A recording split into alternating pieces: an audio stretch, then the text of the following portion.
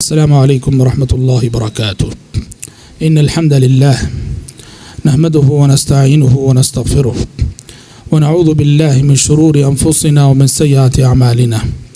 من يهده الله فلا مضل له ومن يضلل فلا هادي له، وأشهد أن لا إله إلا الله وحده لا شريك له، وأشهد أن محمدا عبده ورسوله. يا أيها الذين آمنوا اتقوا الله حق تقاته ولا تموتن إلا وأنتم مسلمون. يا أيها الناس اتقوا ربكم الذي خلقكم من نفس واحدة وخلق منها زوجها وبث منهما رجالا كثيرا ونساء، واتقوا الله الذي تساءلون به والأرحام إن الله كان عليكم رقيبا.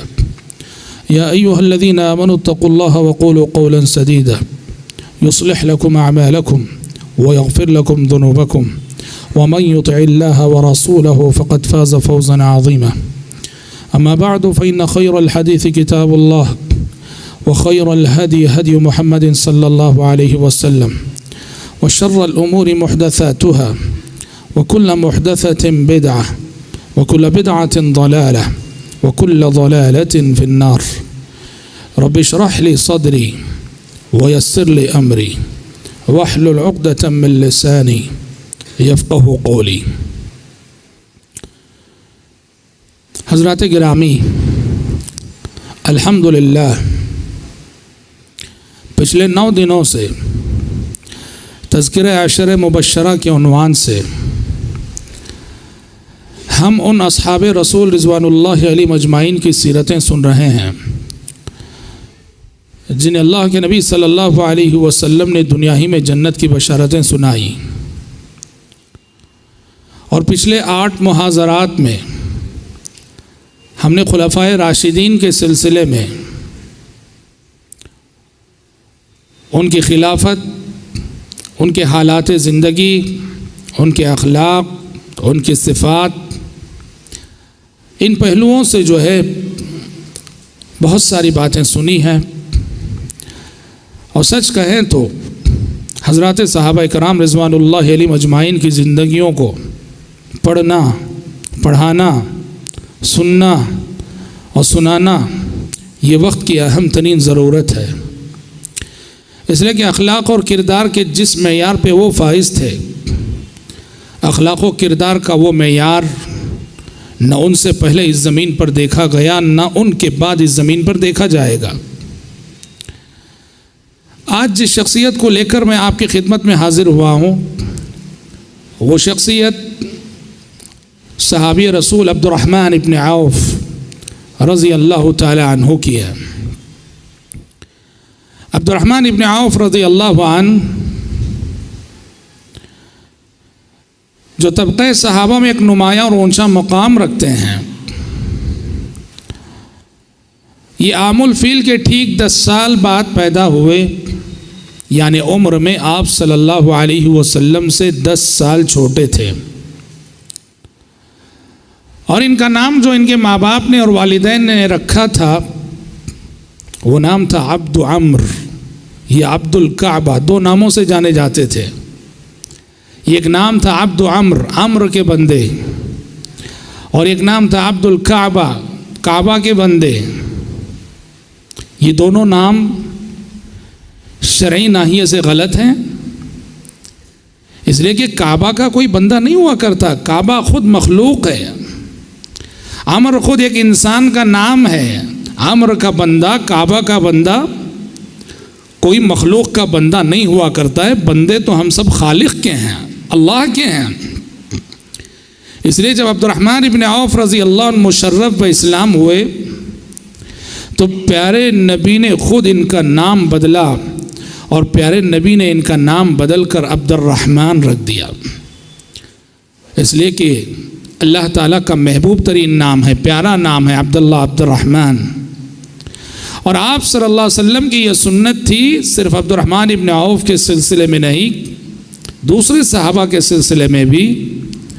معنی اور مفہوم کے اعتبار سے اگر نام غلط ہوتا آپ نام بدل دیتے، چاہے وہ انسان کسی بھی عمر کا کیوں نہ ہو. بہت سارے نام ایسے ہوتے ہیں جن ناموں میں شرک کی بو آتی ہے. لوگ نام رکھتے ہیں عبد النبی، عبد الرسول، نبی کا بندہ، رسول کا بندہ. ہم نبی کے امتی ہیں، رسول کے پیروکار ہیں، بندے تو ہم سب صرف اور صرف اللہ تعالیٰ کے ہیں. تو لہٰذا عبد النبی کا نام، عبد الرسول کا نام شرکیہ نام ہے. اور حضرت عبد الرحمن ابن عوف کے نام میں بھی وہی شرعی مخالفت تھی کہ مخلوق کی بندگی کی بات تھی. اس میں عبد الکعبہ، کعبۃ اللہ کا بندہ، یا عبد عمر، عمر کا بندہ. پیارے نبی نے ان کا نام بدل کر عبد الرحمن رکھ دیا، اور وہ عبد الرحمن کے نام سے جو ہے انہوں نے شہرت پائی. عبد الرحمن ابن عوف رضی اللہ تعالیٰ عنہ کا شمار سابقین اولین میں ہوتا ہے، یعنی ان صحابہ میں جنہوں نے پیارے نبی صلی اللہ علیہ وسلم کی دعوت پر بالکل ابتدائی دور میں لبیک کہا تھا. اور اہل علم بالدقہ یہ کہتے ہیں کہ اگر گن کر کہا جائے تو عبد الرحمن ابن عوف رضی اللہ عنہ کا نمبر 8واں نمبر ہے. جب پیارے نبی صلی اللہ علیہ وسلم غار حرا سے اقرأ باسم ربک کی وحی نازل ہونے کے بعد لوٹ کر آئے، اور اسی طرح سے یا ایھا المدثر قم فانذر کی وحی میں آپ کو آپ کے مشن سے آگاہ کیا گیا، اور آپ نے دعوت و تبلیغ کا کام کرنا شروع کیا، تو جو لوگ ایمان لائے، ایمان لانے والوں کی ترتیب میں 8واں نمبر عبد الرحمن ابن عوف رضی اللہ تعالیٰ عنہ کا آتا، بالکل سابقین اولین میں.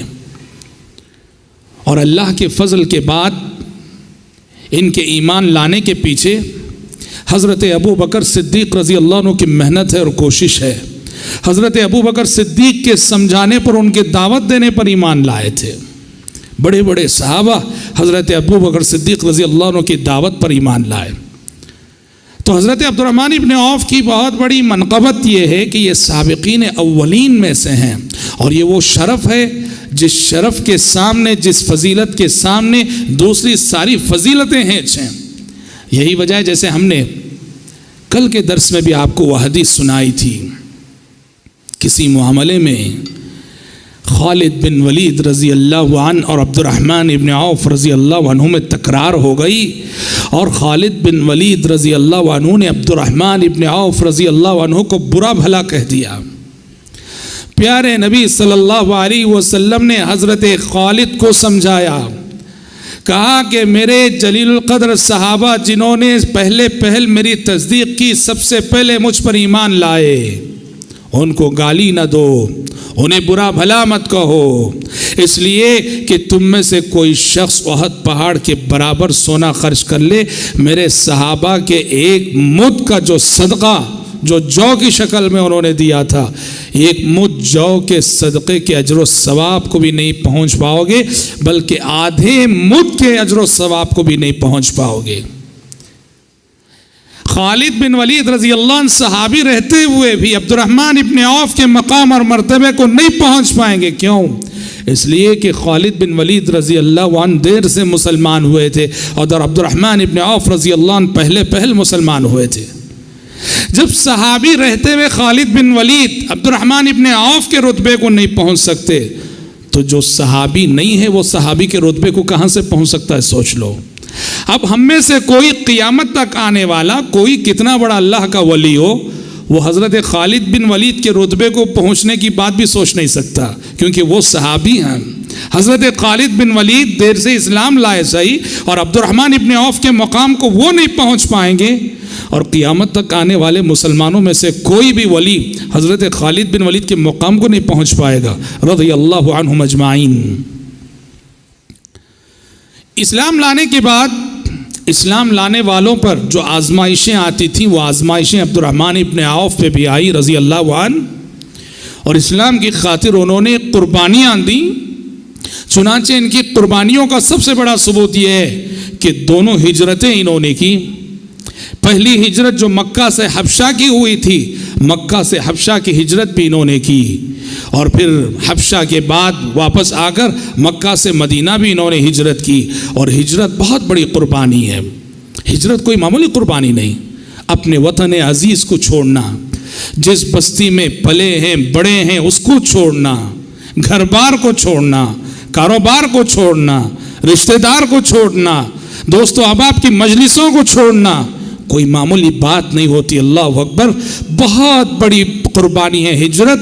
اور دو مرتبے عبد الرحمن ابن عوف رضی اللہ عنہ کو اللہ کے راستے میں ہجرت کا شرف حاصل ہوا. اور عبد الرحمن ابن عوف رضی اللہ عنہ کو ایک اور شرف حاصل ہے، اور یہ ایسا شرف ہے کہ شاید سوائے ابو بکر کے اس شرف میں عبد الرحمن کا کوئی شریک نہیں ہے. ایک ایسی خصوصیت ہے عبد الرحمن ابن عوف رضی اللہ عنہ کی کہ عبد الرحمن ابن عوف کے علاوہ یہ صرف حضرت ابو بکر کو حاصل ہے. ابو بکر اور عبد الرحمن ابن عوف کے سوا کسی اور کو یہ خصوصیت حاصل نہیں ہے اس امت میں. وہ کیا ہے جانتے ہیں؟ اور وہ یہ ہے کہ امام الانبیاء حضرت محمد صلی اللہ علیہ وسلم نے ان کی ابتدا میں نماز پڑھی ہے. اللہ اکبر. ہمارے نبی حضرت محمد صلی اللہ علیہ وسلم بحیثیت مقتدی نماز پڑھے ہیں ان کے پیچھے، اور عبد الرحمن ابن عوف نے پیارے نبی کی امامت کروائی ہے نماز میں. اللہ اکبر. اور یہ شرف جیسا کہ میں نے کہا ایک تو ابو بکر کو حاصل اور ایک عبد الرحمن ابن عوف کو حاصل ہے. کوئی تیسرا صحابی ایسا نہیں جس کو یہ اعزاز حاصل ہو. سفر میں تھے آپ صلی اللہ علیہ وسلم اور آپ قضاء حاجت کے لیے گئے تھے. بہت دیر ہو گئی آنے میں، وقت گزر رہا تھا. تب عبد الرحمن ابن عوف رضی اللہ عنہ نے امام بن کر نماز پڑھائی. اللہ اکبر. کیونکہ بڑے عظیم مرتبت صحابی تھے. پیارے نبی آئے، ضرورت سے فارغ ہو کر وضو کر کے آئے تو دیکھا کہ ایک رکعت ہو چکی ہے. تو آپ صلی اللہ علیہ وسلم شامل ہو گئے، پیچھے بحیثیت مقتدی شامل ہو گئے. اور عبد الرحمن ابن عوف رضی اللہ عنہ آپ صلی اللہ علیہ وسلم کے امام تھے. یہ کیا شرف ہے، یہ کیسی سعادت مندی ہے کہ ایک نماز میں امام الانبیاء کی امامت عبد الرحمن ابن عوف رضی اللہ عنہ نے فرمائی. اور ہم آپ کو بتا چکے حضرت عمر بن خطاب رضی اللہ عنہ کی شہادت کے موقع پر اس نازک گھڑی میں جب عین فجر کی نماز میں حضرت عمر بن خطاب رضی اللہ عنہ کو چھرا گھوم دیا گیا تھا، اس نازک گھڑی میں جب حضرت عمر پیچھے ہٹے تو یہی عبد الرحمن ابن عوف تھے جو آگے بڑھ کر جنہوں نے نماز مکمل کی تھی جماعت کی. امام بن کر وہ نماز انہوں نے مکمل پڑھائی تھی. تو بڑی خصوصیات والے صحابی ہیں عبد الرحمن ابن عوف رضی اللہ عنہ. اور ان کی انہی خصوصیات کے سبب، منقبتوں کے سبب پیارے نبی نے کئی بار پیارے نبی کی زبانی یہ جنت کی بشارت سن چکے ہیں. ایک تو جب آپ نے عشرہ مبشرہ کا تذکرہ فرمایا اور ایک ساتھ ایک مجلس میں 10 صحابہ کے جنتی ہونے کی بشارت سنائی، اس وقت عبد الرحمن ابن عوف کا نام بھی آپ نے لیا 10 صحابہ میں اور جنت کی بشارت سنائی. اور دوسری جنت کی بشارت انہیں اس وقت ملی جب پیارے نبی کے زیر قیادت جنگ بدر میں شریک رہے.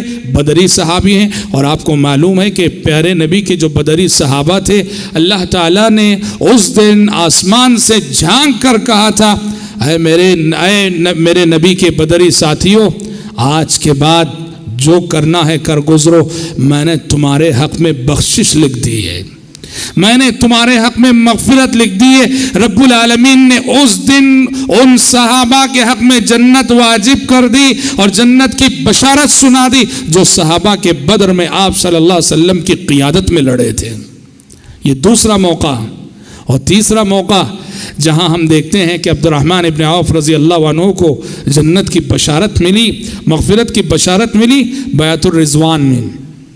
صلح حدیبیہ کے موقع پر پیارے نبی صلی اللہ علیہ وسلم نے درخت کے نیچے صحابہ کے ہاتھ پہ بیعت لی تھی اور اس وقت 1400 سے زائد صحابہ نے آپ کے ہاتھ پہ بیعت کی تھی اور آسمان سے وحی نازل ہو گئی تھی. لقد رضی اللہ عن المؤمنین اذ یبایعونک تحت الشجرہ فعلم ما فی قلوبہم فانزل السکینۃ علیہم واثابہم فتحا قریبا. کہ آج جو لوگ یہاں اس درخت کے نیچے ہیں پیغمبر آپ کے ہاتھ پہ بیعت کر رہے ہیں، اللہ ان سے راضی ہو گیا، اللہ ان سے راضی ہو گیا. بہت بڑی بات ہے. اور اللہ کی رضا کا نتیجہ اس کی جنت ہے، اس کی نعمتیں ہیں. تو اس طرح تین مرتبے عبد الرحمن ابن عوف رضی اللہ عنہ نبی کریم صلی اللہ علیہ وسلم کی زبانی جنت کی بشارتیں سنے ہوئے ہیں. حضرات اگر اس عظیم اور جلیل قدر صحابی کی صفات کی اگر بات کریں تو ایک مومن کے اندر، ایک مومن کی شخصیت میں جو عموماً مثالی صفات ہوتی ہیں، وہ ساری ہی صفات ان صحابی کے اندر بھی پائی جاتی تھیں، لیکن خاص طور پہ 3 صفات ذرا نمایاں ہو کے نظر آتی ہیں۔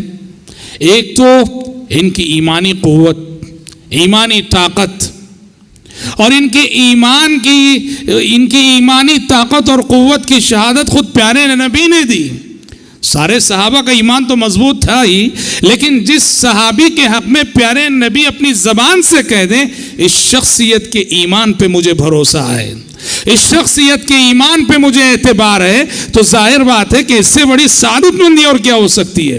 ہوا یہ کہ ایک مرتبہ نبی کریم صلی اللہ علیہ وسلم نے کچھ لوگوں کے درمیان مال تقسیم کیا، اور اس مجلس میں عبد الرحمن ابن عوف بھی موجود تھے۔ پیارے نبی نے سب کو دیا اور عبد الرحمن ابن عوف کو محروم کیا، عبد الرحمن ابن عوف کو نہیں دیا۔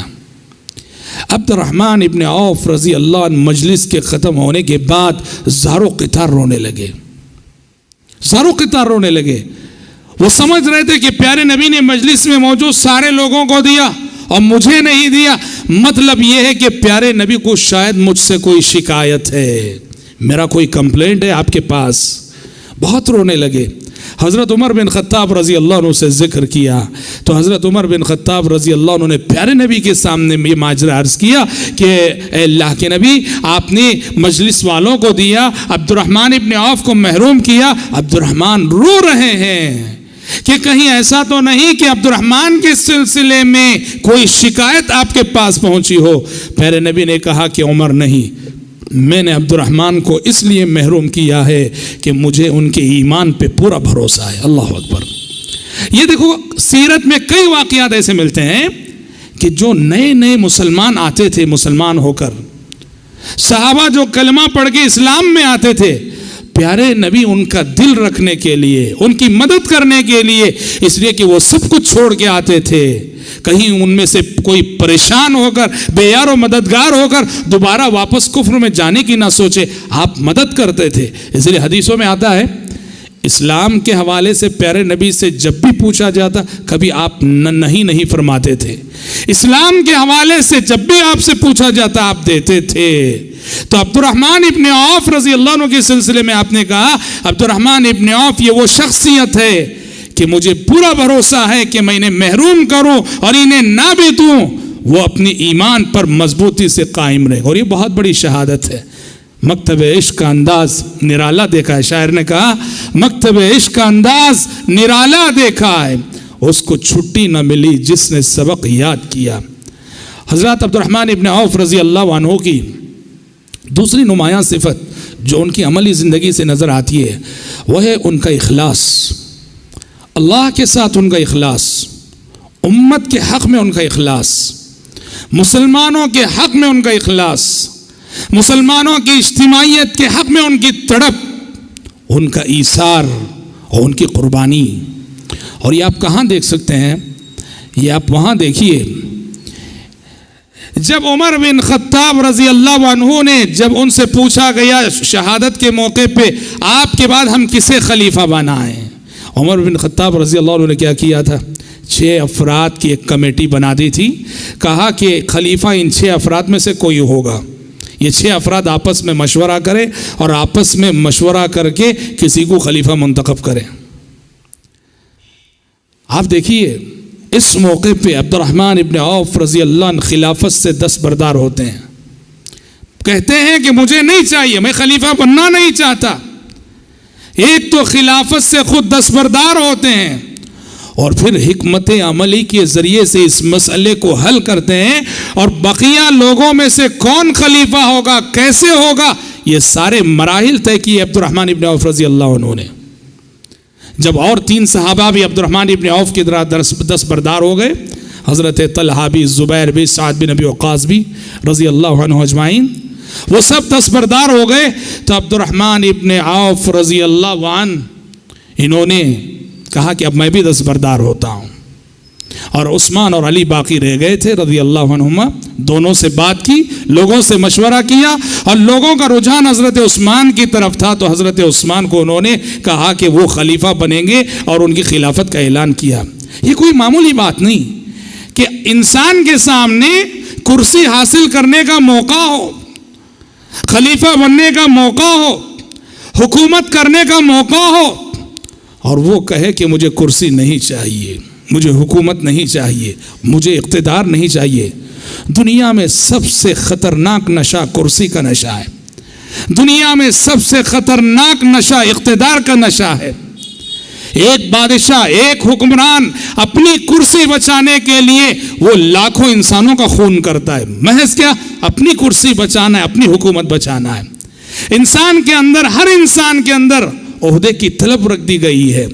ہر انسان چاہتا ہے کہ میں مشہور بنوں, مشہور ہو جاؤں, میرا نام ہو جائے, لوگوں میں اونچا ہو جاؤں. سمجھ رہے ہیں؟ عہدے کی طلب آپ جانتے ہیں کیسی ہوتی انسانوں کے اندر.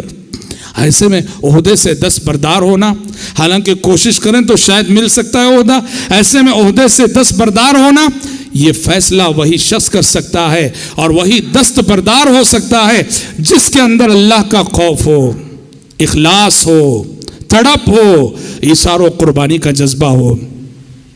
اور حضرات, تیسری صفت جو حضرت عبد الرحمن ابن عوف رضی اللہ عنہ کی شخصیت پہ نمایاں نظر آتی ہے, وہ ہے اللہ تعالیٰ کا بے انتہا خوف, اللہ تبارک و تعالیٰ کا ڈر. صحیح حدیث ہے, بسند صحیح ثابت ہے, ایک مرتبہ عبد الرحمن ابن عوف رضی اللہ عنہ کے سامنے دسترخوان جوڑا گیا اور انواع و اقسام کی نعمتیں رکھی ہوئی تھیں. عبد الرحمن ابن عوف رضی اللہ عنہ ان نعمتوں کو دیکھ کر اپنے گزرے ہوئے چند ساتھیوں کو اور صحابہ کو یاد کرنے لگے جنہوں نے اللہ کے راستے میں اپنی جانوں کا نذرانہ پیش کر دیا تھا. دسترخوان پہ نعمتیں ہیں, اور کہنے لگے کہ مصعب بن عمیر مجھے اس وقت یاد آ رہے ہیں, جو یقیناً مجھ سے بہتر تھے, اور دنیا سے وہ اس حال میں گئے کہ ان کو کفنانے کے لیے کفن کا مکمل کپڑا بھی میسر نہ تھا. کپڑا ایسا تھا کہ سر ڈھانکو تو پیر کھل جائیں, پیر ڈھانکو تو سر کھل جائے. اور کہا مجھے اس وقت یاد آ رہے ہیں, حضرت حمزہ یاد آ رہے ہیں, وہ بھی دنیا سے اس حال میں گئے کہ انہیں کفن پہنانے کے لیے ٹھیک سے کفن کا کپڑا میسر نہ تھا.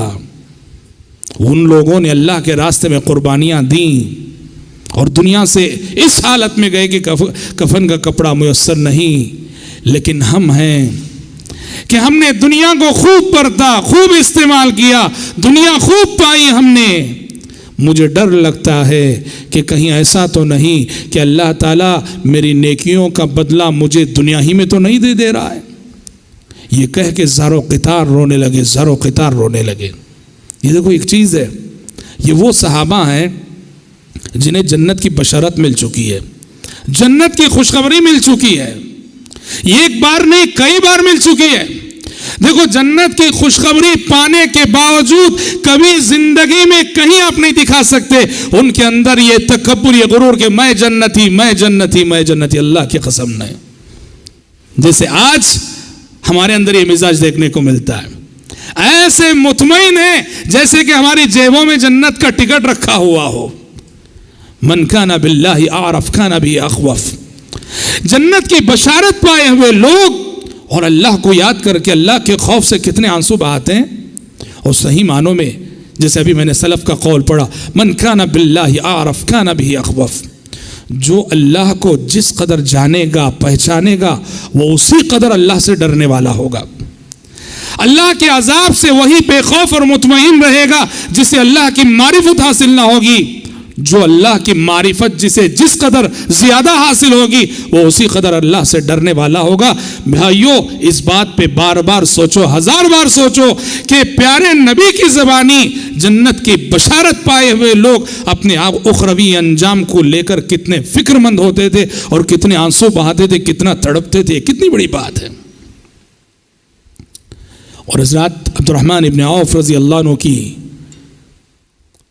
ایک بہت بڑی نمایاں خصوصیت یہ ہے کہ یہ صحابی طبقہ صحابہ میں اپنا ایک انفرادی مقام رکھتے ہیں اس حیثیت سے کہ یہ طبقہ صحابہ کے کامیاب ترین تاجر تھے. طبقہ صحابہ کے کامیاب ترین تاجر تھے عبد الرحمن ابن عوف رضی اللہ عنہ. اور یہ وہ صحابی تھے کہ سبحان اللہ اگر مٹی بھی اٹھائیں تو سونا بن جائے ان کے لیے. یہ شروع میں جب مکے سے ہجرت کر کے مدینہ گئے خالی ہاتھ تھے, کچھ نہیں تھا. مہاجرین اپنا زندگی کا سب کچھ کمایا ہوا سودا سامان مکے میں چھوڑ کر مکے میں لٹا کر چلے گئے تھے. مدینہ پہنچے تو سب خالی ہاتھ تھے. عبد الرحمن ابن عوف بھی اور دوسرے صحابہ کی طرح خالی ہاتھ تھے. کچھ نہ تھا عبد الرحمن ابن عوف کے پاس, خالی ہاتھ تھے. اور پیارے نبی صلی اللہ علیہ وسلم نے کیا کیا تھا؟ یہ جو مہاجر صحابہ ہیں جن کے پاس نہ گھر ہے, نہ کاروبار ہے, نہ کوئی چھت میسر ہے, ان کے پرابلمز اور مسائل کو آپ صلی اللہ علیہ وسلم نے کیسے حل کیا؟ ایک ایک مہاجر کو ایک ایک انصاری صحابی کی کفالت میں دے دیا, ان کا بھائی بنا دیا. کہا کہ یوں سمجھو کہ آج سے یہ مہاجر صحابی تمہارا فیملی ممبر ہے, اس کے کھلانے پلانے پہنانے کے ذمہ دار تم ہو. اور اس وقت انصاری صحابہ نے جس ایثار و قربانی کا ثبوت دیا تھا اپنے ان مہاجر ساتھیوں کے حق میں, وہ نہ صرف اسلامی تاریخ میں بلکہ پوری انسانی ہسٹری میں ایثار و قربانی کی اپنی مثال آپ ہیں وہ واقعات. اس موقع پر حضرت عبد الرحمن ابن عوف رضی اللہ عنہ کا بھائی چارہ آپ صلی اللہ علیہ وسلم نے ایک انصاری صحابی سعد بن ربیع کے ساتھ کروا دیا تھا. سعد بن ربیع نے اپنے مہاجر بھائی عبد الرحمن ابن عوف سے کہا کہ عبد الرحمن اب تم میرے بھائی ہو, ایسا کرو میرے کاروبار میں شریک ہو جاؤ, میں اپنا آدھا کاروبار تمہیں دے دیتا ہوں, اور میری 2 بیویاں ہیں, دونوں میں سے ایک کو طلاق دیتا ہوں اور طلاق اس کو دیتا ہوں جسے دیکھ کر تم پسند کرو, شادی کر لو. عبد الرحمن ابن عوف رضی اللہ عنہ نے اپنے اس بھائی کا شکر ادا کیا. دیکھو ایک طرف کیسا ایثار ہے, کیسے قربانی ہے.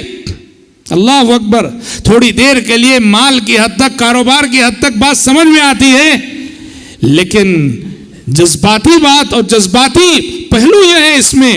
اور بیویوں کے سلسلے میں جذباتی لگاؤ انسان کو ہوتا ہے. کہا کہ میری 2 بیویاں ہیں اور ان میں سے جو تمہیں پسند آئے اس کو طلاق دیتا ہوں, اس سے نکاح کر لینا. عبد الرحمن ابن عوف رضی اللہ عنہ کی خودداری, انہوں نے اپنے اس بھائی کا شکر ادا کیا. سعد بن ربیع رضی اللہ عنہ کا شکر ادا کیا, اور شکر ادا کرنے کے بعد کہا میرے بھائی آپ کا بہت شکریہ, بس مجھے اتنا بتا دو کہ مدینے کی مارکیٹ کہاں ہے.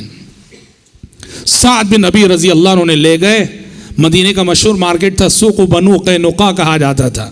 بنو قینقاع جو ہے یہودیوں کے قبیلے کا نام تھا, وہاں مارکیٹ تھا جو اس قبیلے کے نام سے موسوم تھا, سوق بنی قینقاع کا بازار. تاریخی روایتیں کہتے ہیں کہ پہل پنیر وغیرہ وغیرہ ان جیسی چیزوں کا کاروبار شروع کیا عبد الرحمن ابن عوف رضی اللہ عنہ نے, اور اللہ رب العالمین نے ان کی تجارت میں, ان کے بزنس میں, ان کے کاروبار میں اتنی ترقی عطا کی کہ پیارے نبی کے مالدار ترین صحابہ کی فہرست اگر تیار کی جائے تو ابو بکر صدیق اور عثمان غنی کے بعد تیسرا نام عبد الرحمن ابن عوف کا آئے گا. اللہ اکبر.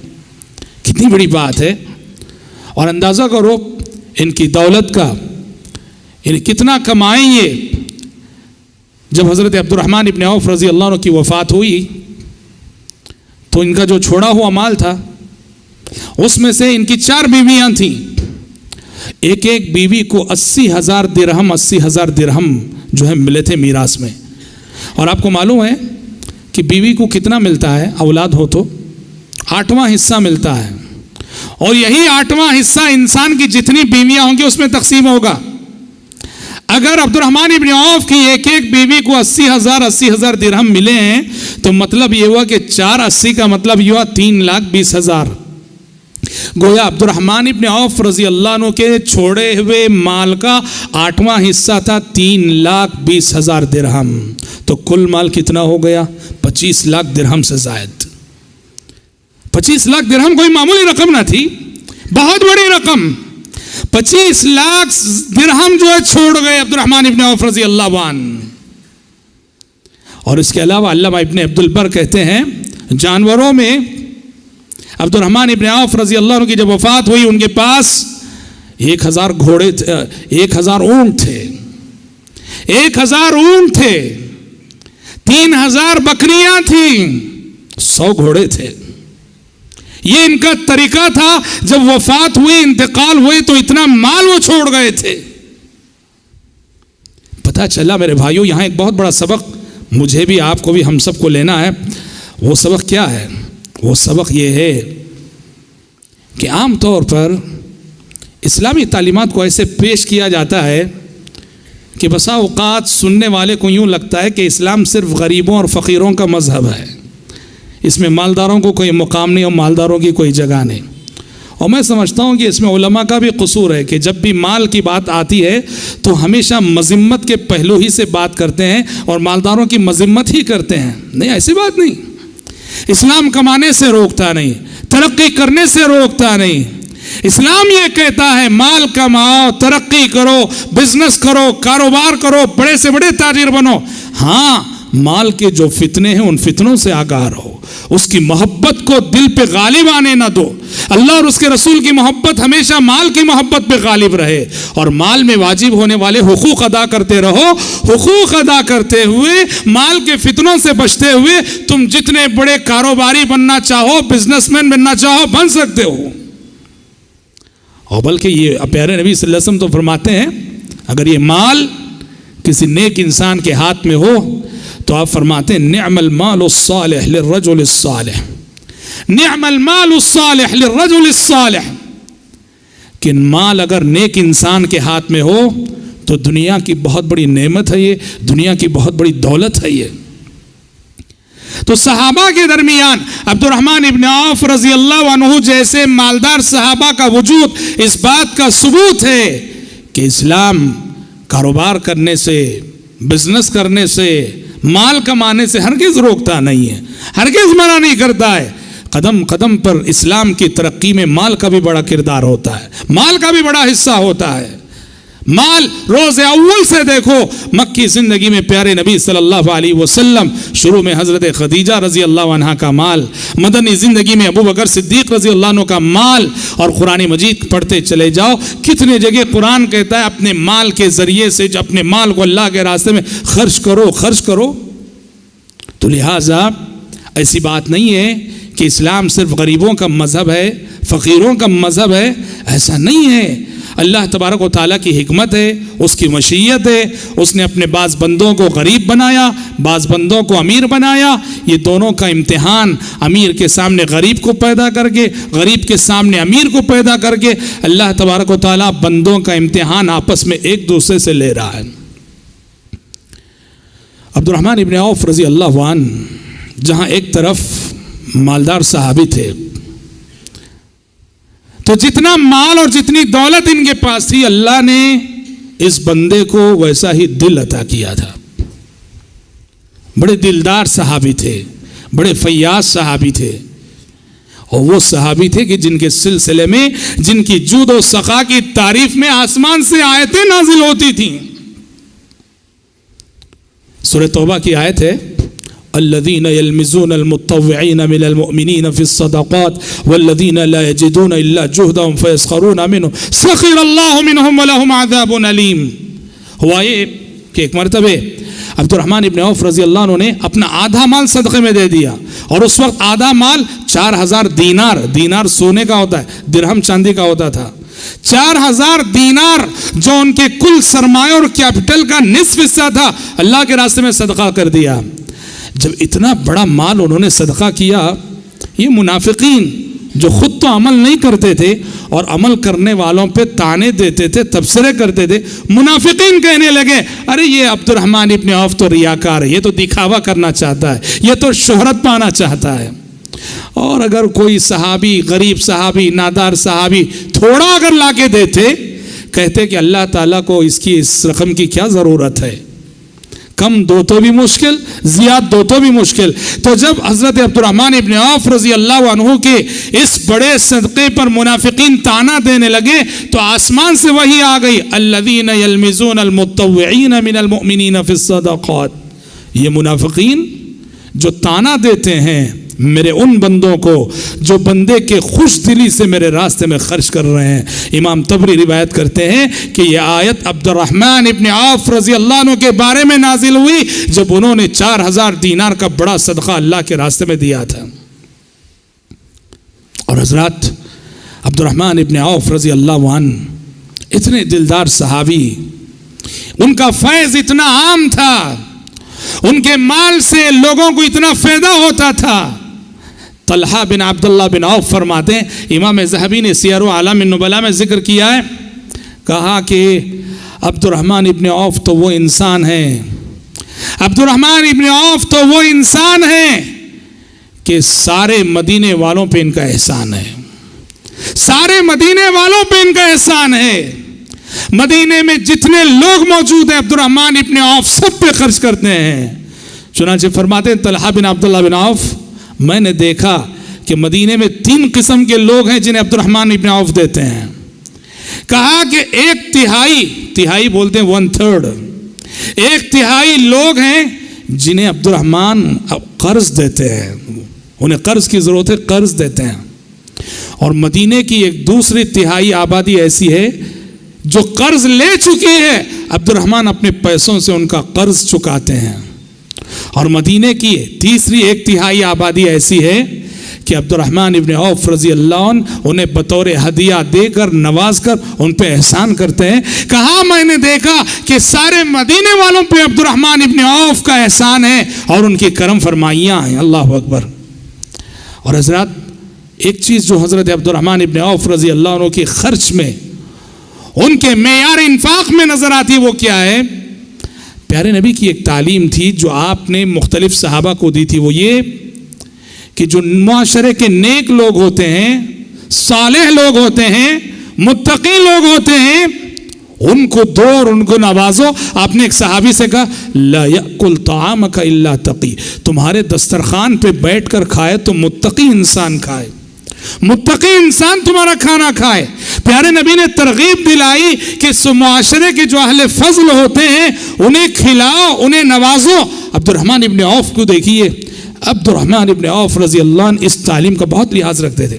ویسے خرچ تو سب پہ کرتے تھے، لیکن معاشرے کے جو اہل فضل تھے، زیادہ صالح اور نیک لوگ تھے، ان کے لیے تو اپنا دل کھول دیتے تھے پوری طرح۔ چنانچہ امہات المومنین پیارے نبی کی وفات کے بعد آپ صلی اللہ علیہ وسلم کی جو ازواج مطہرات تھیں، آپ کی بیویاں تھیں، عبد الرحمن ابن عوف رضی اللہ عنہ پیارے نبی کی ازواج مطہرات کو مسلسل خرچ جو ہے ان کا خرچ برداشت کرتے تھے اور انہیں دیا کرتے تھے۔ ایک باغیچہ تھا عبد الرحمن ابن عوف کے پاس، اس باغیچے کو انہوں نے امہات المومنین کے لیے وقف کر دیا۔ اور امام ذہبی لکھتے ہیں وہ باغیچہ بیچا گیا تو اس وقت 4 لاکھ درہم میں وہ خریدا گیا، 4 لاکھ درہم اس کی قیمت ملی۔ اور یہ 4 لاکھ درہم جو امہات المومنین پیارے نبی کی ازواج مطہرات پہ انہوں نے خرچ کیے۔ اور پھر پیارے نبی کی جو خاص بدری صحابہ تھے، بدری صحابہ جو پیارے نبی کے ساتھ جنگ بدر میں شریک رہے اور جن بدری صحابہ کے حق میں آسمان سے بشارتیں آئیں، حضرت عبد الرحمن ابن عوف رضی اللہ عنہ پیارے نبی کے بدری صحابہ کا بڑا لحاظ رکھتے تھے، یہاں تک کہ اپنی وصیت میں وفات سے پہلے، انتقال سے پہلے انہوں نے جو وصیت لکھوائی، وصیت میں انہوں نے اس بات کو جگا دی کہ پیارے نبی کے جتنے بدری صحابہ ہیں، میرے مال میں سے ہر بدری صحابی کو 400 درہم دیے جائیں۔ تو دیکھو یہ خرچ کا ایک بہت اونچا معیار ہے کہ ضرورت مندوں کو دیا جائے، لیکن معاشرے کے جو اہل فضل ہوتے ہیں، اہل صلاح ہوتے ہیں، اہل تقوی ہوتے ہیں، انہیں دیا جائے۔ عبد الرحمن ابن عوف رضی اللہ عنہ بہت زیادہ اس کا لحاظ رکھتے تھے۔ اور حضرات ایک اور سبق، ایک اور درس جو عبد الرحمن ابن عوف رضی اللہ عنہ کی زندگی سے ہم سب کو لینا ہے، تو خصوصاً اس دور میں جہاں شادی بیاہ میں بیجا رسوم روایتیں بیجا فضول خرچیوں کا ایسا رواج اور چلن عام ہوا ہے، یہ صحابی جن کی مالی استطاعت کے بارے میں آپ نے ابھی سنا، جن کی مالی حیثیت کے بارے میں آپ نے سنا، اتنے امیر صحابی اور اتنے مالدار صحابی،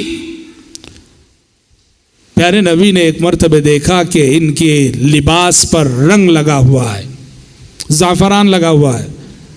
آپ پوچھ بیٹھے مہیم، کہا کہ عبد الرحمن یہ جو تمہارے لباس پہ جو زعفران لگا ہے یہ زعفران کیا معنی رکھتے؟ اس لیے کہ زعفران جو ہے عورتیں لگایا کرتی تھی، مرد نہیں لگاتے تھے اس زمانے میں۔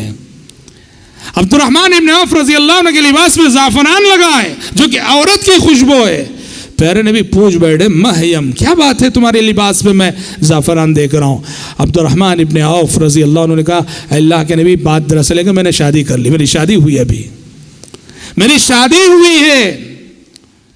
پیارے نبی نے کہا اچھا شادی ہوئی ہے، کہا کہ ولیمہ کو کب کرو گے پھر؟ یہ غور کرنے کی بات ہے، نکاح ہو رہا ہے ان کا، شادی ہو رہی ہے ان کی، ہو چکی، اور پیارے نبی کو معلوم نہیں۔ اور ایسا بھی نہیں کہ مدینہ ہمارے شہر بنگلور کی طرح سے 40-50 کلومیٹر پھیلا ہوا شہر ہو، نہیں، چھوٹا سا شہر، اگر ایک جگہ کھڑ جاؤ تو مدینے کے چاروں کنارے دیکھ سکتے ہو، آگے پیچھے دائیں میں، اتنا چھوٹا شہر تھا۔ سوچو کہ شادی اس زمانے میں کتنا سمپل میٹر تھا، سمجھ رہے؟ سبحان اللہ، پیارے نبی کو بتانے کی ضرورت انہوں نے محسوس نہ کی۔ صحابہ کی شادیاں ہوتی تھی اور پیارے نبی کو خبر نہ ہوتی تھی، اور پیارے نبی کی جانب سے بھی یہ گلا نہیں، مجھے بلایا نہیں، مجھے دعوت نہیں دی، مجھے بتائے بغیر کر لیے۔ آج ہم نے کیا کیا تکلفات ایجاد کر رکھی، شادی میں نہیں جاتے، کیوں نہیں جاتے؟ ٹھیک سے بلائے نہیں، ٹھیک سے بلائے نہیں، کیا کیا تکلفات ہیں میرے بھائی۔ اپنی زندگی کو تکلفات سے پاک کرو، اپنی زندگی کو تکلفات سے پاک کرو۔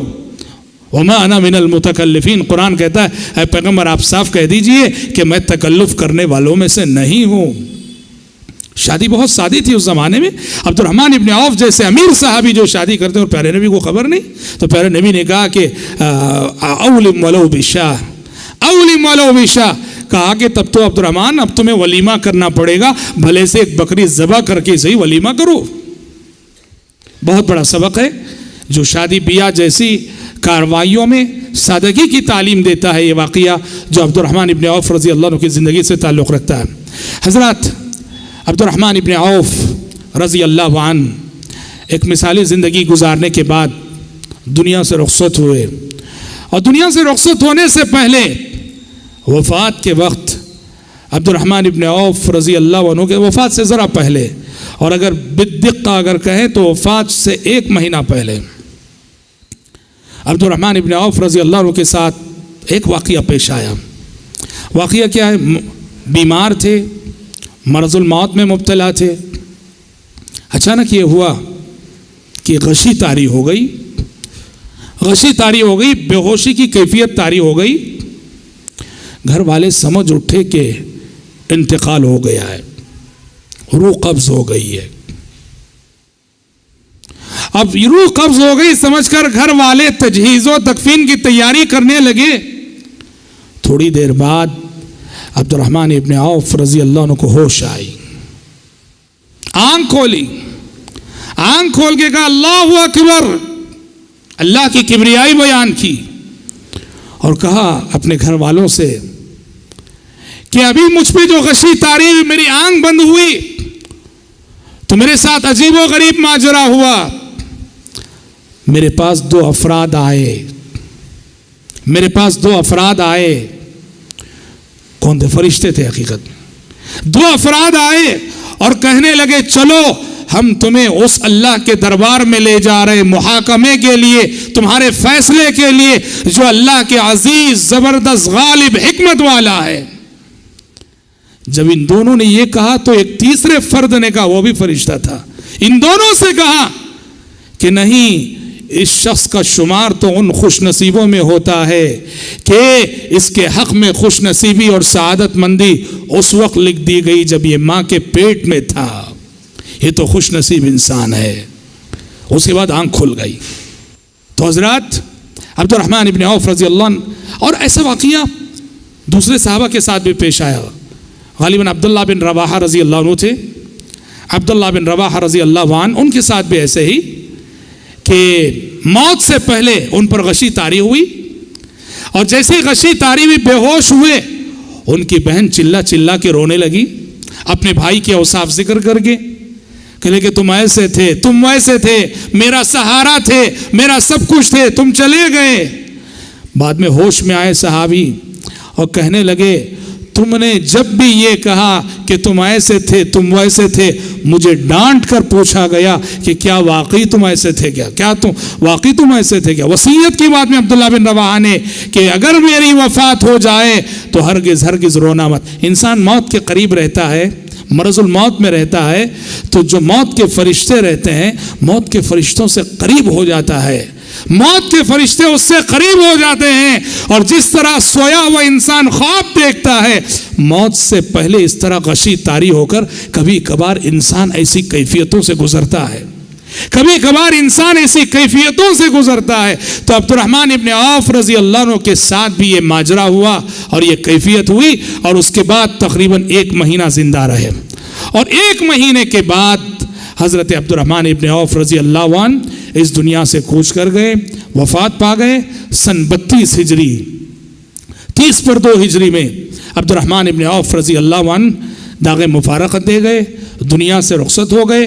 انہوں نے داعی اجل کو لبیک کہا، ایک مثالی زندگی گزارنے کے بعد، دین کی خدمت کرنے کے بعد، اسلام کی خدمت کرنے کے بعد، اور اسلام کے لیے بہت ساری قربانیاں دینے کے بعد، عبد الرحمن ابن عوف رضی اللہ عنہ اللہ کو پیارے ہو گئے، اور اہل علم کہتے ہیں کہ وفات کے وقت ان کی عمر تقریباً 75 برس کے تھے، 5 سال کے تھے عبد الرحمن ابن عوف رضی اللہ تعالی عنہ۔ اور ان کی خوش نصیبی ہے، سعادت مندی ہے کہ ان کی جنازہ امیر المومنین خلیفہ سوم حضرت عثمان بن عفان رضی اللہ عنہ نے ان کی نماز جنازہ پڑھائی۔ داماد رسول نے ذو النورین نے حضرت عبد الرحمن ابن عوف رضی اللہ عنہ کی نماز جنازہ پڑھائی۔ اس طرح میرے بھائیوں، عشرہ مبشرہ میں سے 5ویں شخصیت کا تذکرہ اختتام پذیر ہوتا ہے۔ بقیہ 5 شخصیتوں کے بارے میں ہم انشاءاللہ تعالی آنے والے اگلے 4 دنوں میں انشاءاللہ تعالی روشنی ڈالیں گے۔ آج اسی پر اکتفا کرتے ہوئے دعا کرتے ہیں کہ رب العالمین ہم سب کو، آپ سب کو صحیح معنوں میں حضرات صحابہ کرام رضوان اللہ علیہم اجمعین کے نقش قدم پر چلنے کی توفیق عطا فرمائے، آمین۔ وآخر دعوانا ان الحمد للہ رب العالمین۔